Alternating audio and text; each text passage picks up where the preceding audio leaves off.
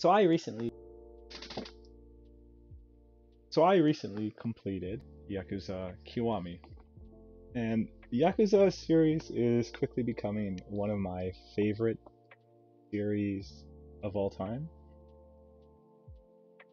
It's something that holds a special place in my heart. Probably because I had such a great experience the one time I've been to Japan, and Kamurocho always gets me nostalgic for that trip. Now, a keen-eyed viewer might be wondering why I'm showing a clip from Yakuza 0 when I'm talking about Yakuza Kiwami. And that's because I played and completed Yakuza 0 first. And as much as Yakuza Kiwami is a recreation of the original Yakuza on the PS2, it's also at the same time trying to be a sequel to Zero.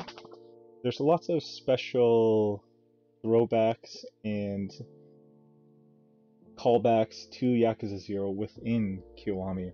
So it's kind of on the fence between being a faithful recreation of the PS2 game and also a continuation of Zero. Without a doubt, Yakuza 0 is probably one of, if not the most popular Yakuza games, so it kind of makes sense that they wanted to do that. But that being said, like, Yakuza 0 is an amazing game. Kiwami, I feel, isn't as good as 0. So, one of the main things you'll find yourself doing in the Yakuza series is side activities.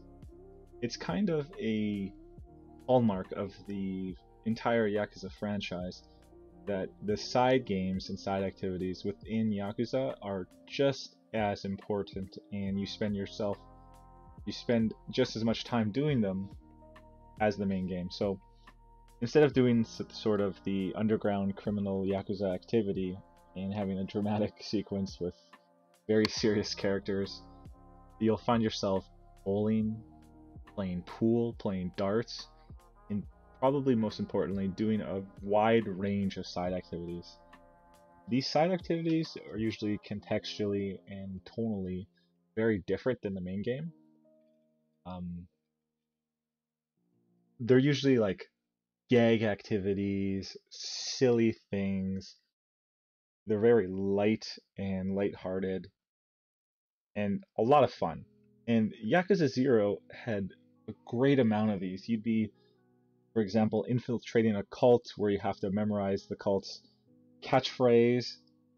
You'll be doing breakdance battles or going fishing.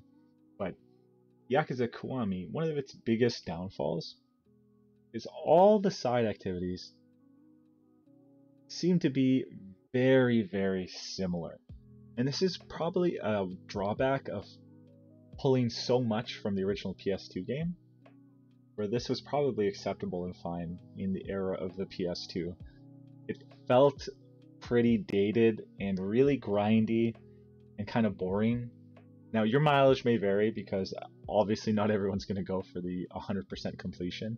This is very much a 100% completion problem, but every single side quest seemed to be go from point A to point B, beat up a bunch of bad guys.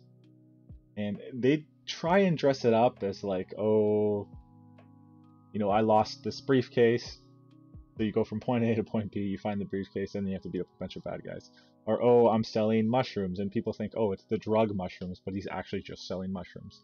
And people who want those drugs come to him, and you have to beat them up because they're pissed off they're not actually getting drugs. He's trying to sell, like some shiitake mushrooms. Or what was another one? Some guy is very depressed. He wants to jump off a building, and so you go beat him up, and then he doesn't want to jump off the building anymore. It's all these, like, the premises are really fun, but they never go anywhere with them in Kiwami, and that was like a huge drawback.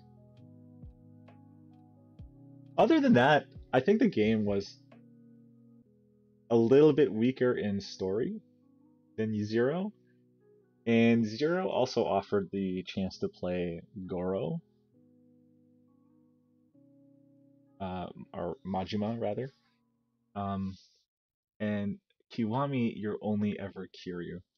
That's not a huge issue, but that little extra variety like adds a lot in the grand scheme of things when, you're mostly just beating up bad guys for the majority of the game. Having two characters to play goes a long way. So, a little bit weaker story, a little bit weaker gameplay, a little bit weaker side content. And it's hard to really rationalize it because it's not really a fault of the game more than it is like Zero is so good and playing Kiwami after Zero feels like a downgrade, even though it's sort of technically kind of a sequel. Those are just kind of my thoughts on comparing the two of them. Going for the completion stuff was a lot of fun, It's such a joy to be in Kamurocho, and there's so much to do in the city. The little city block they give you is so dense, so tightly packed. It feels like almost every door is some place that you can go into and do something. Whether that's eating food, whether that's, watching adult videos, which is something you can do in the game. Playing pool, having a drink at a bar, taking a taxi to go somewhere else, like down to the pier to go fishing. It's hard to explain because none of it sounds super exciting when you kind of type it all out or talk about it. But it's such a sum of its parts where everything is good and then everything combined is really great.